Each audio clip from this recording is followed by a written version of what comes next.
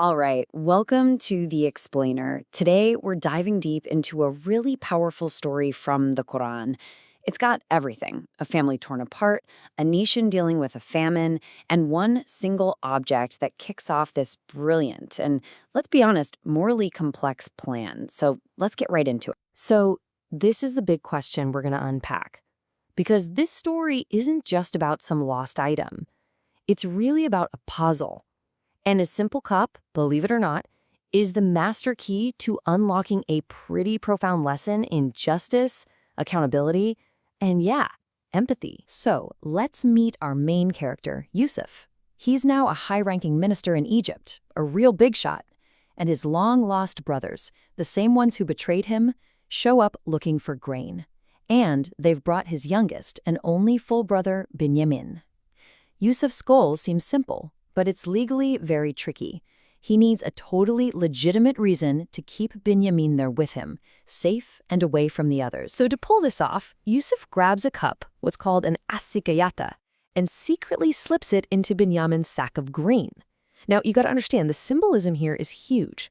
In a land that's starving and thirsty, a cup isn't just a cup. It represents the power to give drink, to give life. It's an object with some serious symbolic weight. Now, as we're going through this, you might notice a few details that don't quite seem to add up at first. And you know what?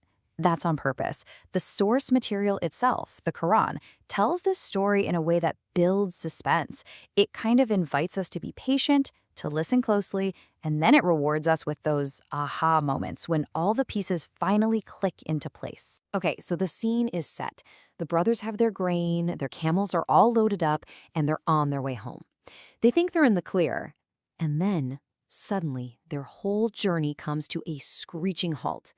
A voice just rings out, completely shatters the peace, and what should have been a normal departure turns into a very public, very humiliating situation. And get this, the announcer doesn't just talk to the brothers.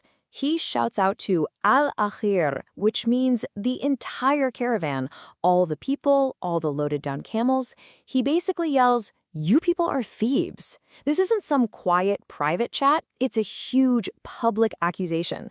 It's designed to cause maximum chaos and shame. And right here, this is where we see just how clever this plan is.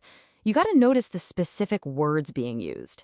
When Yusuf planted the cup, the text calls it a sikaya, a simple, regular drinking cup. But the announcer, the guard, he calls it the Sawa al-Malik, the royal cup of the king. Do you see what just happened? The stakes were just raised through the roof. This isn't about a missing piece of silverware anymore. It's a state crime. And to make this whole deception feel totally authentic, a massive reward gets put on the table. One whole camel's load of grain, a fortune. And the guarantee for this reward, it comes straight from the top, from the minister himself, Yusuf. This public promise from a man they know is honest makes the whole search seem completely legit. It's a key part of the trap. So how do the brothers react to this? With the whole caravan stopped and everyone staring, they actually step forward. And they're not just defensive, they're incredibly confident. Almost arrogant, you could say. They totally seize the moment to plead their case. They launch into this powerful, absolute denial. They're basically saying, hey, you guys know us. We were honest on our last trip. We even brought back the money we found by accident. We did everything you asked. Why on earth would we come all the way back here just to steal from the government? They are 100% certain it couldn't have been them. And the specific word they use for their oath is really telling, tallahi. It's a way more dramatic, more intense form than the usual wallahi. It's the kind of thing you say when you want to express this overwhelming, almost exaggerated certainty. And ironically, that extreme confidence is what starts to work against them. And here it is. This is their fatal mistake. The guards ask them, okay, if you're lying, what should the punishment be? And the brothers, full of pride, they propose the penalty themselves. They say that according to their law, back in their homeland, the thief himself becomes the property of the victim. He is the payment. And just like that, they've walked straight into Yusuf's trap. So now Yusuf has the legal justification he needs, and it's based on their own law. But the execution has to be perfect. The whole thing has to look real.